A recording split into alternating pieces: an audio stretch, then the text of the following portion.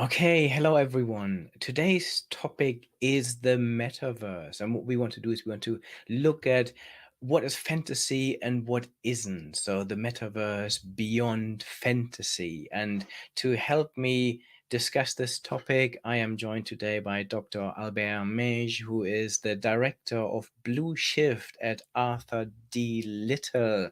You are an entrepreneur, an author, you've been a ministerial advisor, and you founded a company called Presence, and then this was acquired by Arthur D. Little, which is a global consulting firm that tries to connect people, technology, and strategy. And you have just co-authored a new report called The Metaverse Beyond Fantasy. So welcome, Albert. Thank you very much, Bernard. Where are you joining us from today? All right, I'm based in Paris most of the time. Lovely. So we're talking about the metaverse here. What is the metaverse for you, and how is it different to today's internet? All right. So if you look at the visions or the definitions which are given by the main players leading the dance at the international level, you can see that there are some parts that are converging and other parts which are kind of diverging. So we gave ourselves at Arthur D. Little, we gave ourselves a definition, and there is no consensus on what the metaverse is, but this is our definition to be able to then make an analysis. So the definition that we have adopted is the following. First of all, the metaverse is a future version of the internet, which is quite important. It's not just a platform. It's not just a series of platforms. It's not a video game. It's not just augmented reality or not just virtual reality. It's really the future version of the internet. And this future version of the internet has a number of properties which make it different from the previous version of the internet. And one of the key properties is that it's a version of the internet where the frontiers between reality and virtuality are going to blur more and more. What it means is that the real world is becoming the screen on top of which we are gradually superimposing one or several layers of data, information, and representations. And you can really think in terms of augmented reality, because devices such as augmented reality glasses are going to come on the market in the coming years, and it has already started. And that, in the same way that the smartphone has really changed usages and business models 10, 15 years ago, a similar shift is going to appear in the coming years. So these are really, this is really the main property of this new version of the internet. Very good. Yeah, I couldn't agree more with the definition of the metaverse being the future internet. In fact, this is the title of my new book that I'm writing at the moment. It's going to be called The Future Internet, in which I look at the metaverse and Web3 and how they're transforming our world. So we are very closely aligned there, which is good. Cool. I'm looking forward to read your book. Yes. So when we talk about the metaverse, some people say we are already there because we already have immersive technologies like augmented and virtual reality, and we are on this trajectory towards the metaverse. Others believe the metaverse is more like this Ready Player One world, where it's all about virtual reality. What you describe is this blended reality, this mix between virtual and the digital world, where the digital world becomes more real. So how mature do you feel we are in terms of the metaverse today? Yep. So it's a little bit of everything that you've just said, actually, because the concept of metaverse, as you know, is not new. It's been around for at least 40 years in science fiction. It's been around for 20 years in real life. If we can speak about real life when we speak about metaverse. But there are a number of examples which are pretty old. I mean, you know as much as me, Second Life, or even an older platform that was called Active World. And this platform still exists. And the promise was to be able to people was you can connect and have a number of experiences within these synthetic worlds. So it's not new. However, there are a number of ingredients which are together for the first time, which is likely to enable the advent of the metaverse as it is envisioned by the main players. But as always with technology, you have hypes, and at some point you have downhills in these trends. And generally, what companies do when we are downhill is to bring a new concept, to try to wrap this concept around these trends and say, oh, this is new.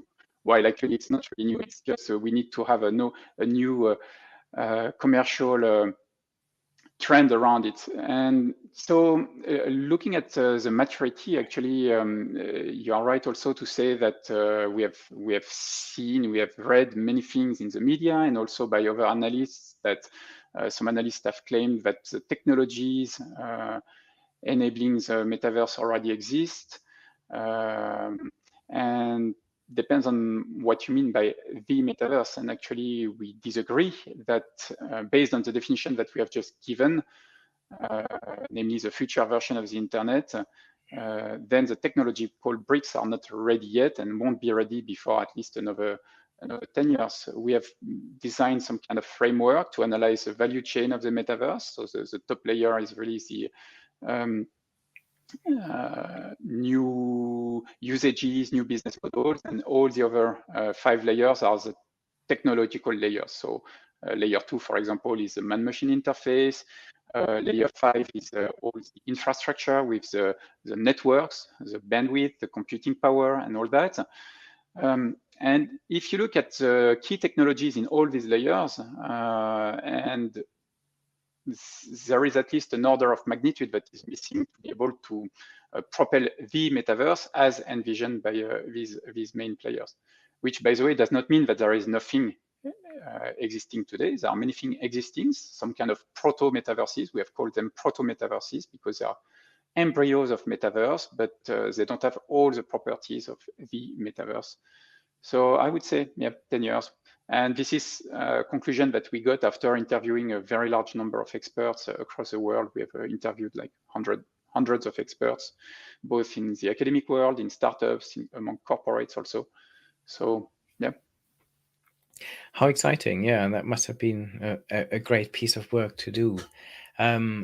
So how do we then distinguish between fantasy and reality when it comes to the metaverse? Because how you see it today, you talk about these infant metaverses today. Maybe you can describe what you mean by that, and where you see the bits of fantasy exist today, but those the trajectories that we will close going forward.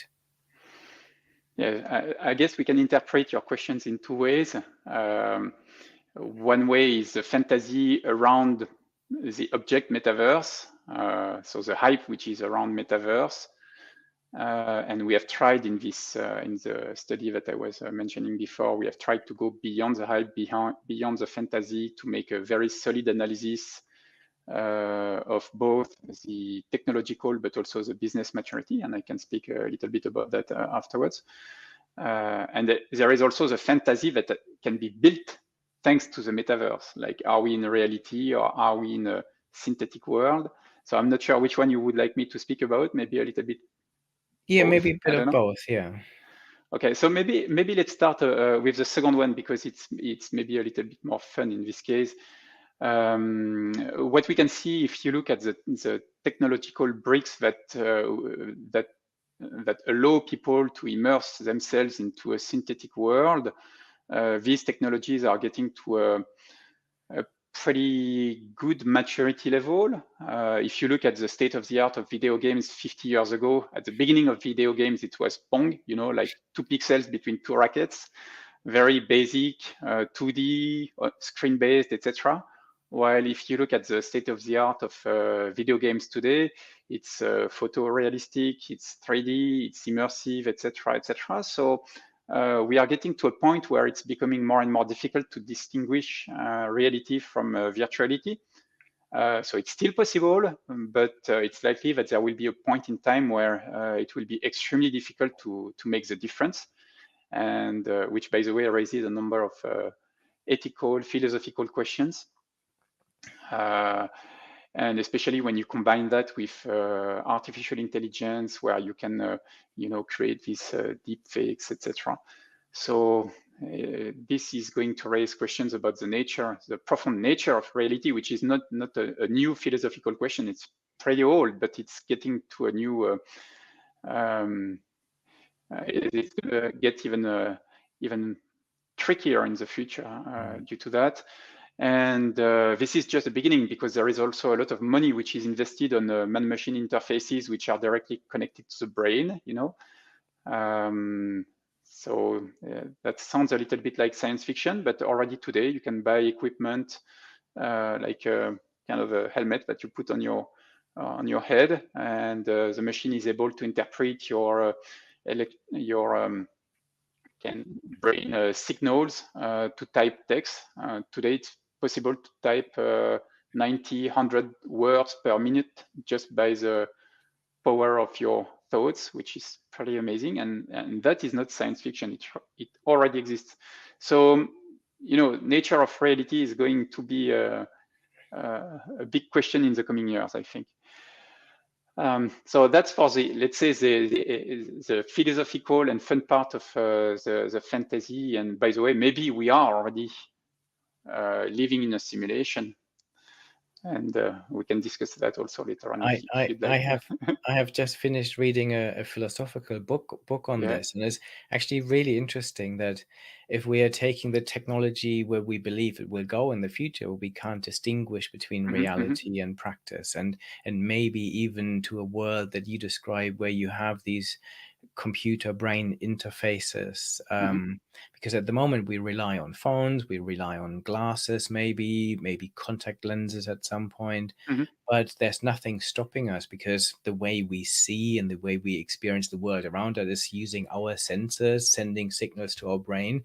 If we can send those signals directly to our brain, how can you then distinguish reality from you can't. from the metaverse? What book did you read, by the way? Let me just find out. I will look this up while I'm asking you the next question. There is a very interesting one which is called Reality Plus by yes, that is the one. Yes. Yeah, it's an Australian philosopher called Exactly. David Chalmers. I've met Yes. him, by the way, 12 years ago when I was doing no, not 12, 20 years ago, when I started my career working in virtual reality, and he was giving a conference after there was a projection of the Matrix, and he was giving a conference right after about the Matrix as like a philosophical, like as a way to start a philosophical discussion. It was pretty interesting. It's fascinating. It's definitely mind-blowing when you take some of those concepts, and I love the way how he's arguing that actually if you take where we are today, that you can't argue that we're not in the metaverse, because and in a simulation, because we just don't know. Just interesting.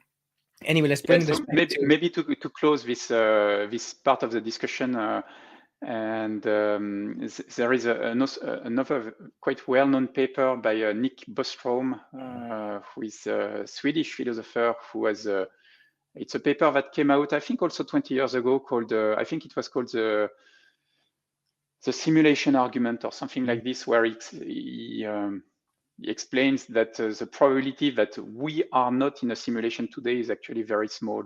And some people believe that, including people like Elon Musk.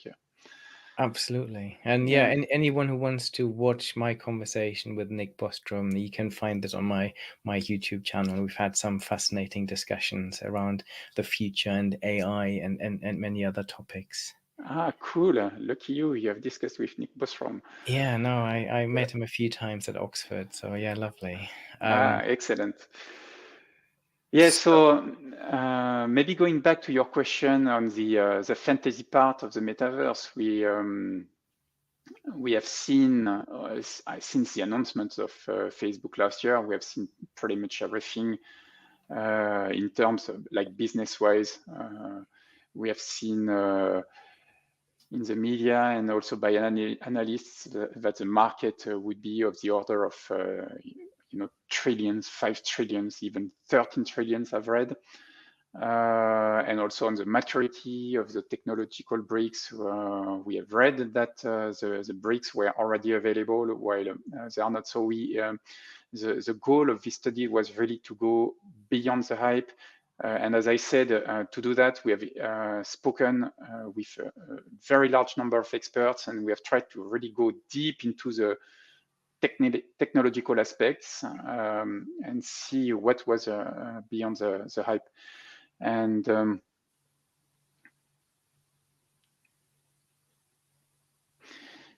yeah, and if I go back to the, or maybe we are going to speak about the market size a little bit later on. I don't know.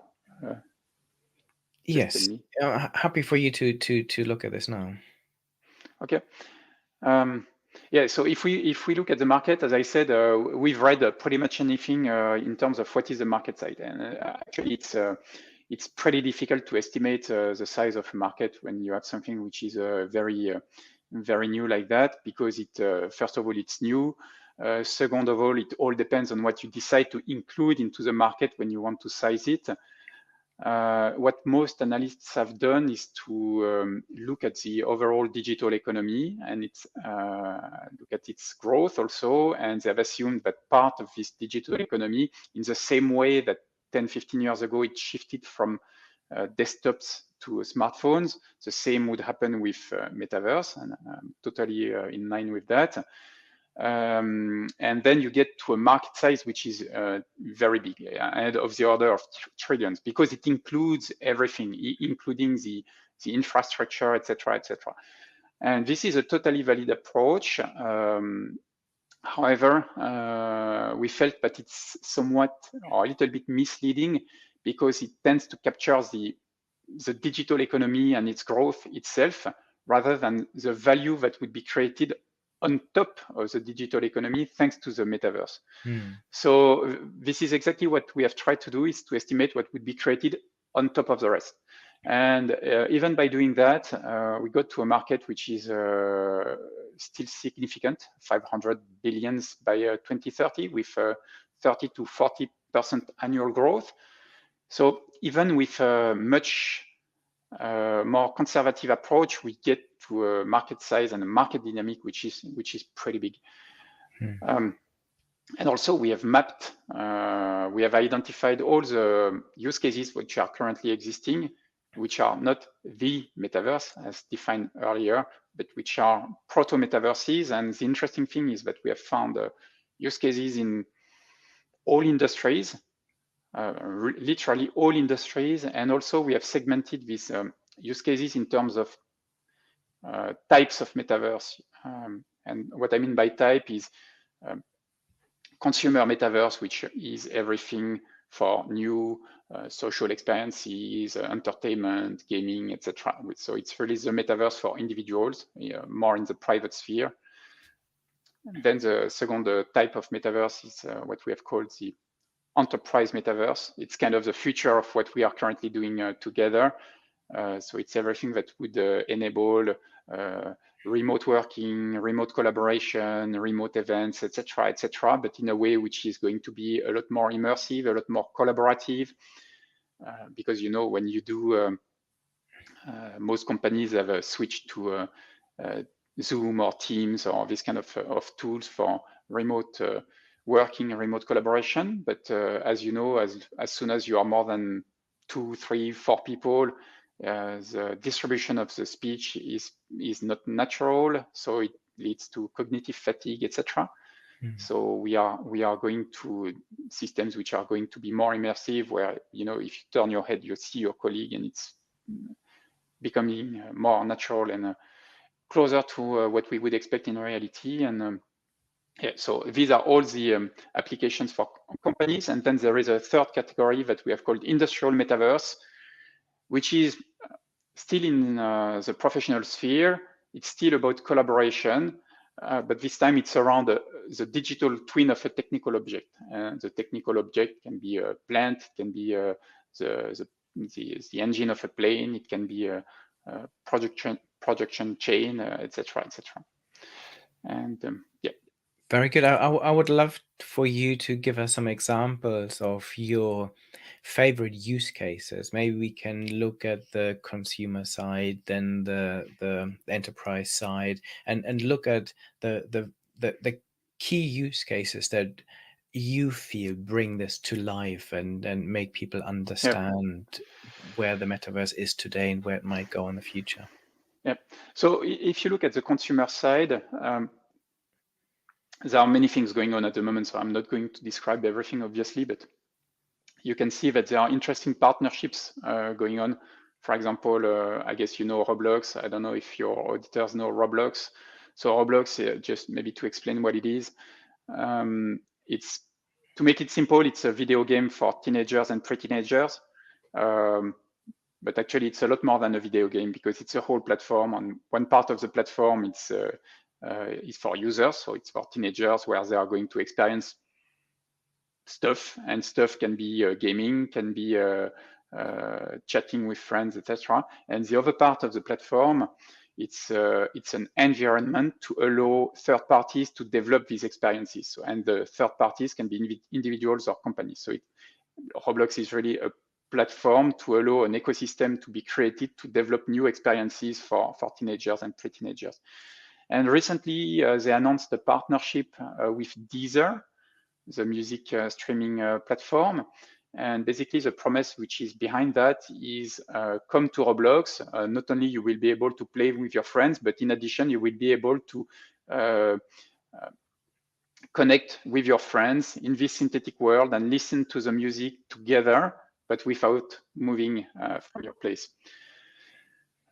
So these are the kind of new usages which are introduced for teenagers. For the best or for the worst, I don't know, worse. In terms of interesting experiences, also, we see that there are more and more companies who propose, for example, in Paris, we have a startup called Emissive, who has developed a whole visit of the Cheops pyramids. And over the last 20 years, I've tried many systems with virtual reality, augmented reality, etc. And this time I took my kids there, and I was really amazed because not only you could visit the pyramids in a very realistic manner with your own virtual guide. You can crawl into all the tunnels, see the different rooms, etc., etc., learn stuff. But in addition, you can also adopt points of views that you would not be able to adopt in real life if you were there.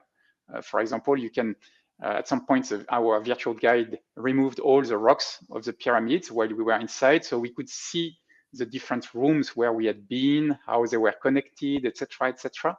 So you get new insights. So it's an experience which is, of course, different from going there, but it's really an awesome experience. And I think this is going to explode in the coming years. So that's for B2C.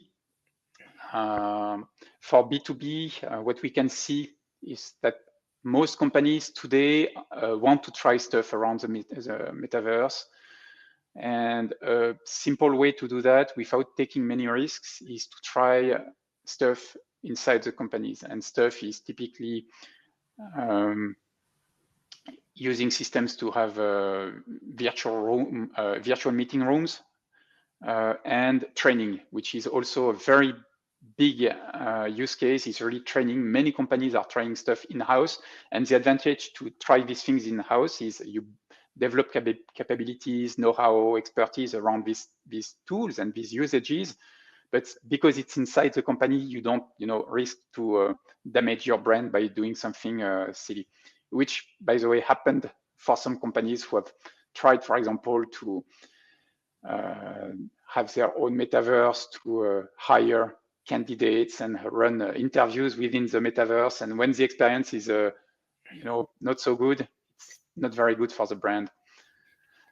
Yeah, super interesting examples. I agree, and they're all pointing to where we already are today with this technology, that we can already create those consumer experiences, the enterprise experiences, and there are huge opportunities. I think education and healthcare are huge Yeah. opportunities for companies to start up, as you say, looking at pyramids for real is amazing, but the virtual experiences are becoming so good that they're not only equivalent to a real visit, but potentially even superseding what you can Mm, do, because you can make experiences completely differently in the absolutely. same way that you can reimagine events, for example, and trade shows and exhibitions, because they're not the most exciting things to go to.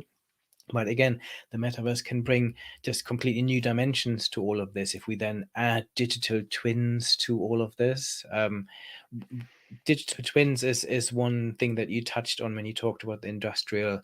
application. Do you have some examples around digital twins that you are particularly excited about? Yeah, absolutely. So if you take, you just mentioned health as healthcare as a sector that has many applications, and just to illustrate the fact that there are use cases in all types of metaverse. You have applications in the consumer metaverse for when it comes to health. For example, everything related to remote consultation, remote diagnosis, even remote treatments. You also have enterprise metaverse in health. For example, for training for specific surgery movements, etc., etc. And then for the industrial metaverse, you also have very interesting things. We have, for example, Dassault Systems, which is one of the leading companies developing that has been developing digital twins for all the sectors. They have a digital twin of the heart, and it can be used to train people, but it can be used also to develop new treatments. And you have the possibility to test these treatments on the digital twin before going on in vivo. So it's these digital twins are a way to accelerate and also mitigate the risk around new treatments or whatever you want to develop in the industry. Mm. And by the way, we are currently doing, in addition to the study that we have published a few weeks ago, we are doing a deep dive on the industrial metaverse because it's a very important sector for us. So I'll be happy to come back and talk about this deep dive later on if you'd like. Yeah, I would love to. So when you look at the different businesses and the different industries that we have today, which do you think will be transformed most dramatically over the near to medium term? So if you said these are some of the industries I would pick out that have real potential, where the metaverse will make a real difference, and we will see many new use cases and a potential transformation of their industry and their sectors. Yeah. I think all industries are going to be impacted, in the same way that digital economy, or in the same way, first of all, that the internet or the web actually in the late 90s and early 20s really changed the game for all companies in all Mm. sectors. Same again 15 years ago when we shifted towards smartphone. New usages, new business models appeared in all sectors, no exceptions. So all industries are going to be impacted. That said, we can see that there are sectors today where they are more eager to try things. For example, um, in the luxury business, many companies are trying things out. But yeah, so I would say that sectors who are already a B2C business are going to try to develop new experiences, etc., with the metaverse for consumers.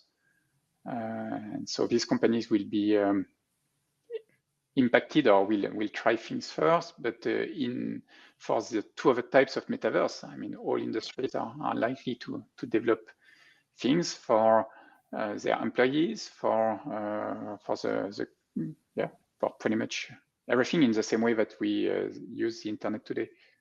Yeah, absolutely. I agree. And initially I see a lot of augmented reality use cases in the consumer space because it uses the tools that we already have in our day-to-day lives, our smartphones that are now capable of really amazing augmented reality capabilities.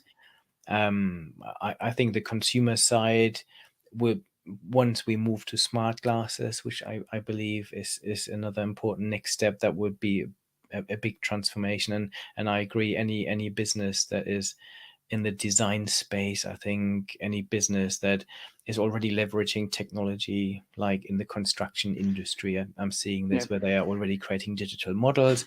This is a very quick step towards not just digital models, but digital twins. So this is super exciting.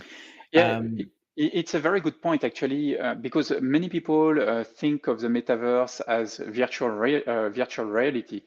And it's true that the underlying technology is more mature than augmented reality. However, the usages that are going to explode in the coming years are not virtual reality. They are more likely to be augmented reality. And even if Apple and all the others will put on the market probably next year a virtual reality headset, all these players also have augmented reality projects.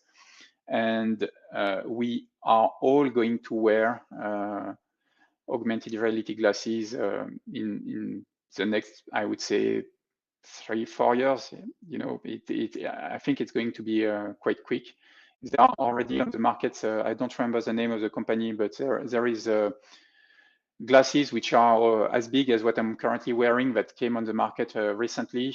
And so it's not a big brand, so I don't expect a big adoption of that. But as soon as people like Apple will put that on the market, I mean, when they put the iPod on the market, it changed a few things in the music industry, and same for the smartphone. So we can expect big transformations in the usages, and more on the side of augmented reality than virtual reality, I would say. Yeah, I agree. I've just had a prototype come through of smart glasses, which I have reviewed on my social channels, which look pretty much like cool sunglasses. And it's a company called Virtue. Yeah, yeah, it's the one I was thinking of. Yeah, so again, it's a really cool interview that I've done recently that you can watch on my channel. Anyone who wants to see this with their founder about the future of smart glasses. So yeah, it's super interesting how this Yeah, is all developing so fast. I have to watch this episode then. Very good. There's lots of lots for you to watch. Um, in terms of the roadblocks, then, because I we are talking about the future internet, and Mm-hmm. in order to make this really the immersive, realistic world that we are talking about, there are a number of things that are not in place today that we need to create, from the computing power to have those 3D generated Mm-hmm. personalized worlds that have huge potential. The networking capacity today is not quite there. um, with all of those future technologies we might talk about, there's a huge skills gap and just an understanding gap in senior leadership teams across traditional businesses, so they don't even understand what the metaverse is, let alone what business potential it might have. Mm-hmm. What are some of the key roadblocks that you are seeing that we need to address? Well, they are of different natures. We have, and it's not published in the study, it's a side work that we are currently doing and that I can share with you and your auditors in kind of a preview. It will be a separated report. We have identified the 7 factors which are currently shaping the metaverse. And we have ranked, and for that we have once again relied on a large base of experts. We have ranked them in terms of potential impact on the metaverse, and also ranked them in terms of level of uncertainty. Mhm. Okay. So if I give you from the top of my head these 7 factors, first of all, there is the adoption. So will the metaverse, new usages and associated technologies be adopted by humans or not? Because, for example, if you remember geolocalization a few years ago, or 10 years ago, or something like this, when it arrived, when smartphones came with geolocalization, some people were a little bit reluctant. I don't want to be tracked all the time, etc., etc. But then, because usages aware of their position were so powerful, people forgot about that. But the same kind of thing goes with the metaverse because of the privacy, etc., etc. So adoption. Then second factor is, of course, technological. I've mentioned that before. Today, we are getting to a certain level of maturity, but we are still an order of magnitude away from being able to run the metaverse for hundreds of millions of people, etc., etc. Third factor is related to resources, and resources, it's all kind of resources, whether it's raw materials such as rare earth, talents, energy, etc., etc. Fourth factor, immersivity. What I mean by that is how are people going to interact with other people in the metaverse? Is it going to be mostly screen-based? Is it going to be more immersive with VR or AR or something else? Then there is interoperability, which is one of the key factors, I think. So interoperability is, are we going to have a series of walled garden metaverses like we have today, like different platforms which are not connected to each other? So if you connect to the metaverse with Meta and I connect with Roblox or something else, we cannot have a shared experience, we cannot share resources, etc. So is it going to remain like that? Or on the contrary, are we going to see bridges appear between these platforms? Or are we going to see one main player taking everything? And there is a big uncertainty around that, and I can come back to that later on. I missed two. Regulation also. Because for privacy, data protection, etc., how regulation is going to evolve, question marks around that. And last but not least, it's something which is related to the kind of economy that is going to emerge in the metaverse, and it's something that nobody speaks about, because in the real world, when we sell physical assets, the market economy is based on scarcity. Basically, it's because stuff is not infinite that there is this market economy. And then with the digital economy, humankind has reinvented scarcity by introducing protections such as DRMs, data right managements. But do we actually need that to have an economy? And with the invention of NFTs, it is possible to have an economy which is based on abundance. So we could also see some shifts in the economical paradigm around the metaverse. So these are the 7 factors that we have identified. And as I said, we have ranked them in terms of potential impact on the metaverse and also in terms of uncertainty. So everything which is of low impact, basically you don't really care about it. Stuff which is very impactful but very certain, as a company you can include it in your strategy. It's going to happen. Like, there is no doubt that technology is going to get mature enough at some point. Maybe there is some uncertainty on when, but it will get sufficiently mature at some point.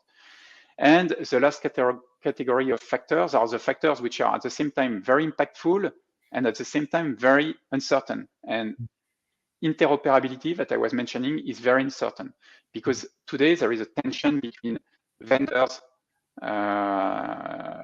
such as Meta, Apple, etc., who invest a lot, and they would prefer to keep users within their own environment to get a good return on investment. And on the other side, you have users like us who would like to, be able to have shared experience, share resources, etc. Brands also, they would have a certain interest in having interoperability. So you have this tension between nobody knows if the balance is going to, go on one side or the other. And this will lead to very different futures depending on, what happens in the coming years. Yeah, fascinating. First of all, well done for remembering all seven. That was pretty good. Then there's so much to unpack here, and I think the interoperability is one of the ones that I wanted to just get your viewpoint on, because for me, what we are having at the moment is almost an ideological debate and maybe a competition. We have the Web3 part of the community that want open source, they want complete interoperability, and they're challenging companies like Meta and Apple and Google, who are the custodians and gateholders of today's digital world. And if you are Apple, there's a real threat there. That a new device comes along, suddenly we don't need the app stores anymore. We're becoming less reliant on phones. So, and obviously those companies are holding a lot of power. They want the status quo to remain as it is. Where do you sit in this debate? If you were to put your bets on, would you say it's going to be more this democratized open source world in the future, or will we have new, maybe existing gatekeepers or new ones that will replace the ones we have today? Yeah, the Swedish physicist Niels Bohr used to say predictions are complicated, especially when it concerns the future. Yeah. I think he was quite right. Yeah. But back in the late 90s, I remember the first time that I connected to the internet at my parents' place. We were using American Online to connect, and a friend of mine was using another internet service provider called CompuServe, I think it was. And the strange thing is that we were not able to speak with each other. I was locked down. I could only interact with people who were also in the environment of American Online. And it was the same for him. And when you think about it, it's kind of, I mean, if it were still like that, it would be kind of strange. Like if it would be like if you are with Orange and I am with British Telecom, we are not able to communicate. And so at some point, bridges have been built, and the web became somewhat interoperable. But I say somewhat because we can see that, I mean, if today your main platform is Facebook and you're connected with Facebook and I am connected with something else, I mean, there is no bridge between LinkedIn and Facebook, for example. So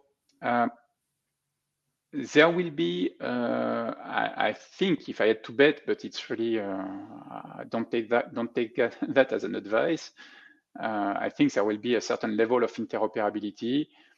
We can see, I was actually surprised last week when, during the Meta Connect, when Zuckerberg announced a partnership with Microsoft.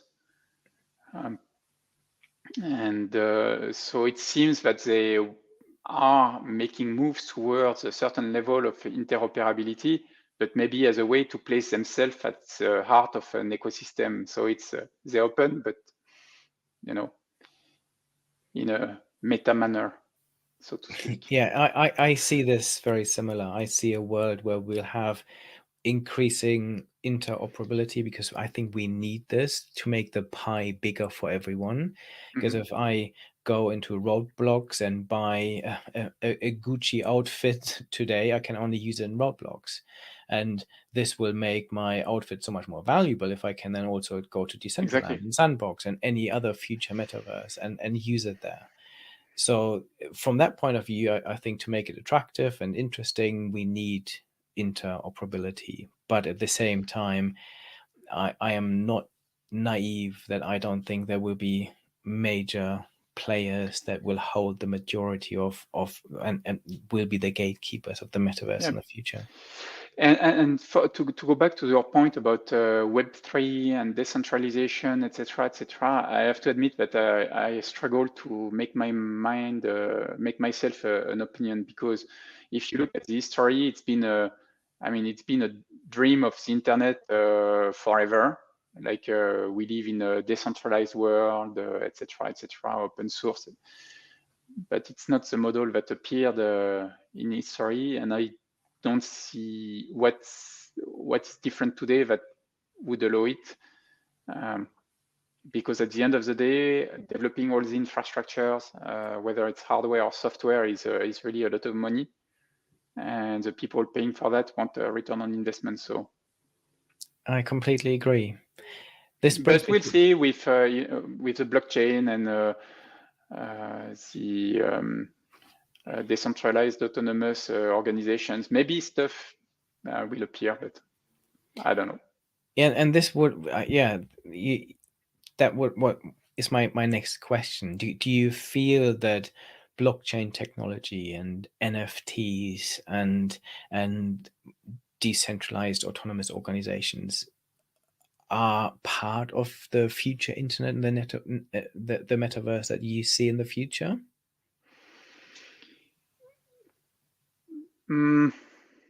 Very difficult to answer. Mm. First of all, if you look at the companies that are making money today by selling virtual assets, if we take again the example of Roblox that I was mentioning before, they make last year they made 2 billion in revenues by selling virtual assets, and there is no NFT whatsoever in what they do.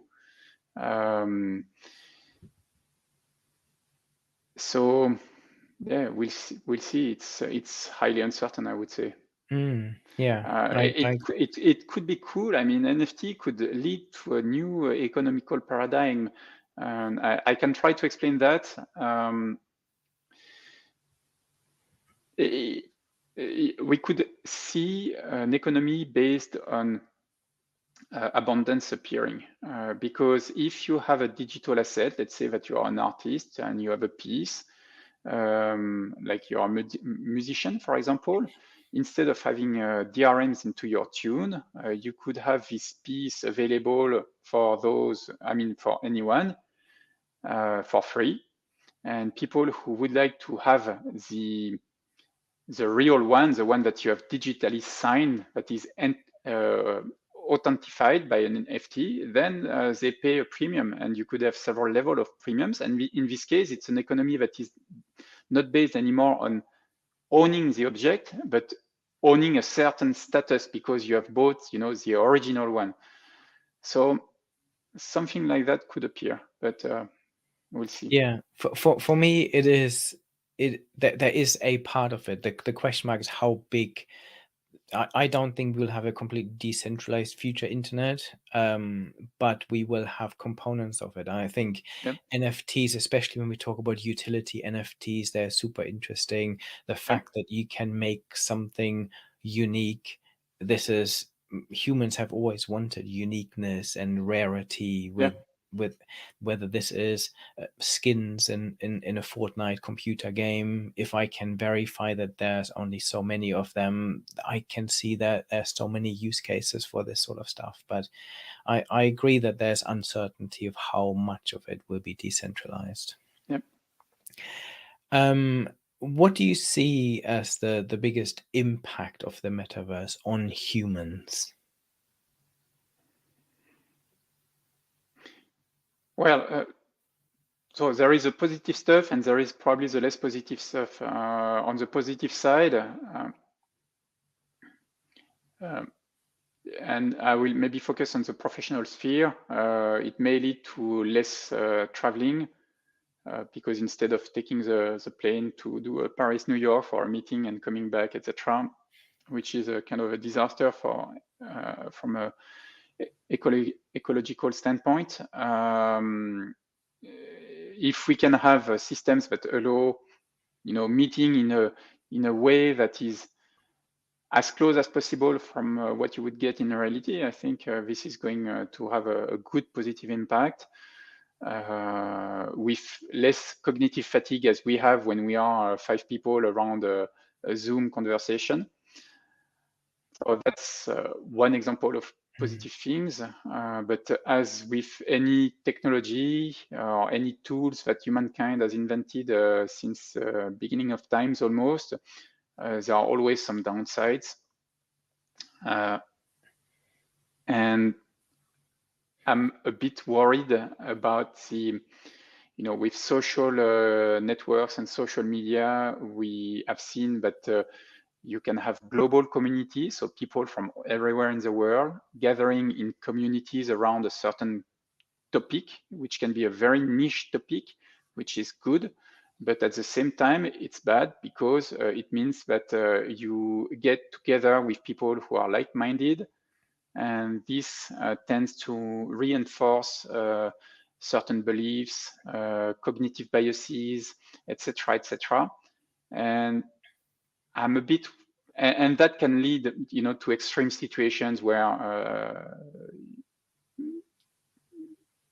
it can, it creates some. I'm not sure of the English word for that, but it's like people get become prisoner of their community and don't see the rest of the world and believe that the reality is what is going on in their community, and then you can have we side talk about effects which not yeah desirable. we talk about filter bubbles Yeah, today. filter bubbles. It's a Yeah. term I was looking for. Mm. Thanks. Yeah, absolutely. Huge challenge, I think. There are lots of challenges, lots of positives, lots of negatives as well that we need to manage. You talked about the importance of regulation. Yeah, lots of Uh, things to look at in the future.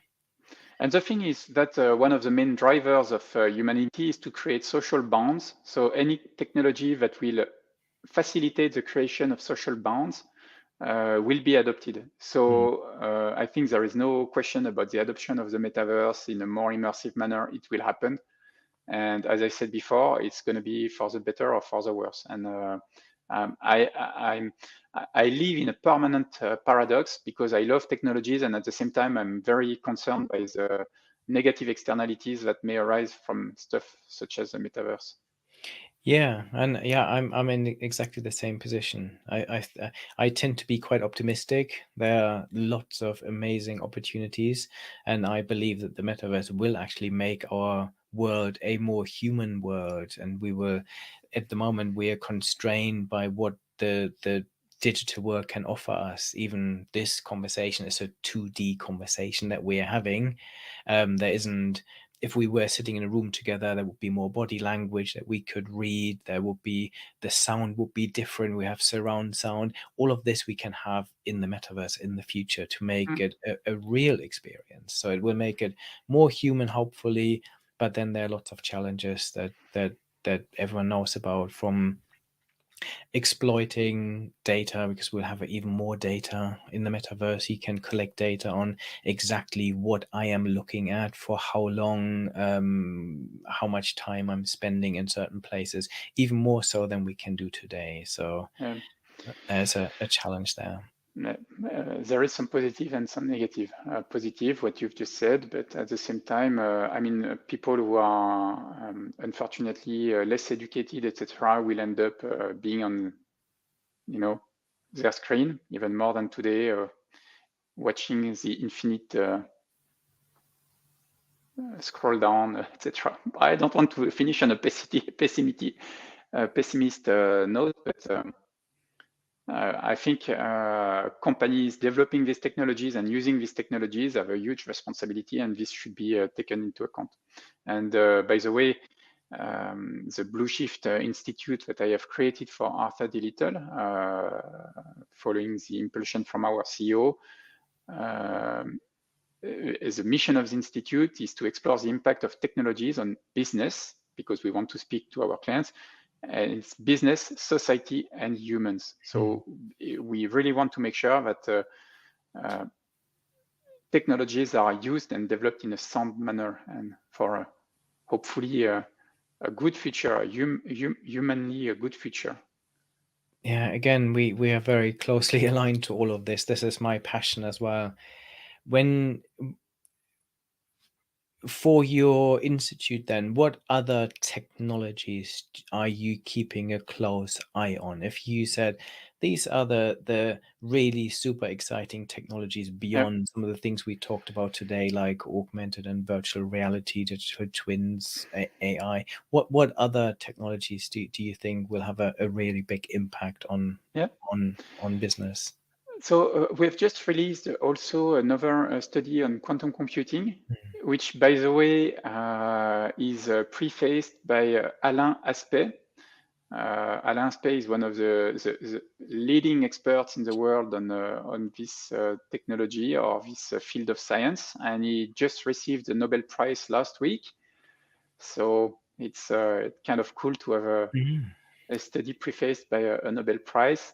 And apart from that, I'm not going to disclose today the other studies that we have in the pipe, but I'm very interested also in science and technologies which are at the crossroad of several fields, such as um, uh, living materials, digital technologies, and so we are exploring what is going on there. But I'm not going to say more at the moment.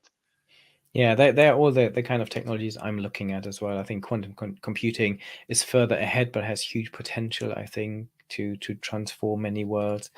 I think when it comes, one of the trends I've just talked about is an editable world, so a programmable world, which happens in two areas. One is material science, which you've Mm-hmm. just touched on, but the other one is also gene editing and Yep. combining Yep.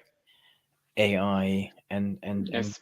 and gene editing. I think is has huge potential. Absolutely. What are your Yeah. biggest hopes and fears for the future? Well, I think I answered part of the question. I hope that we are going collectively to develop and use technologies in a way that is positive for humankind. I think consciousness is something which is very fragile. And if you look at the scale of the emergence of life, I mean, life appeared some billions of years ago, and the fact of being conscious is very recent, and at the same time it's fragile, and it would be very sad if, and by the way, there is no evidence whatsoever that there is other forms of consciousness somewhere in the universe, and even if we keep listening, we have not heard anything. So maybe because there is nothing else. And it would be sad if a technology was eradicating this little flame floating in the universe. So this would be my biggest fear, I think. Um, and my biggest hope is the opposite of that, Which is? which is that we are going collectively to develop technologies in a way that will make sure that the humankind, or maybe not humankind, let's say life and consciousness will remain, and hopefully also will propagate to other, I mean, beyond Earth, because Earth itself is not infinite. So we have to plan for the future. Even if we have to take care of our kids today, we also have to plan for the long-term future. I think it's important to have a Very very good. long-term vision. Very, very true. That was such a fascinating conversation. Thank you so much, Albert. That was amazing. Hopefully we can do this again, talking about some of the deep dives that you mentioned and some of the upcoming reports on future technologies. Yeah, with Um, great pleasure. Good. Yeah. Anyone who ever wants to re-listen to this conversation, head to my YouTube channel or my podcast, where you can find this one as well as hundreds of other amazing conversations about the future of business and technology. So thank you very much. Thank you so much, Bernard. Have a good Thank you. day.